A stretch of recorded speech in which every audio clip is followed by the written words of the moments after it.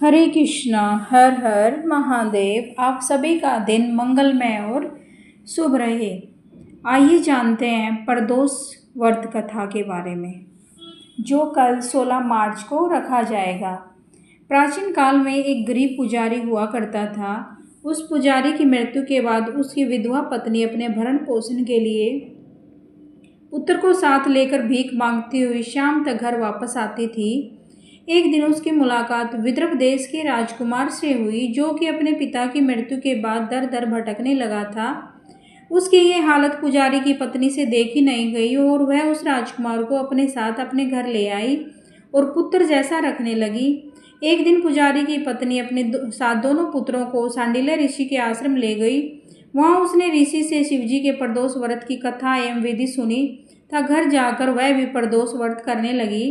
एक बार दोनों बालक वन में घूम रहे थे। उनमें से पुजारी का बेटा तो घर लौट आया, परंतु राजकुमार वन में ही रह गया।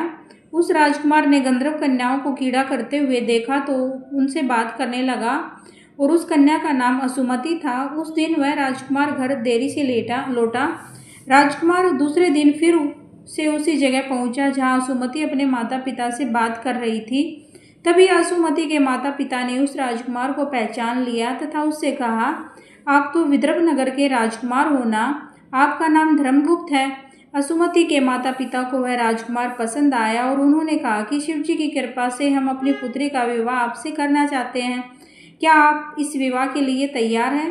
राजकुमार ने अपनी स्वीकृति दे दी तो उन दोनों का विवाह संपन्न हुआ। बाद में राजकुमार ने गंधर्व की विशाल सेना के साथ विदर्भ पर हमला किया और घमासान युद्ध कर विजय प्राप्त की तथा पत्नी के साथ राज्य करने लगा।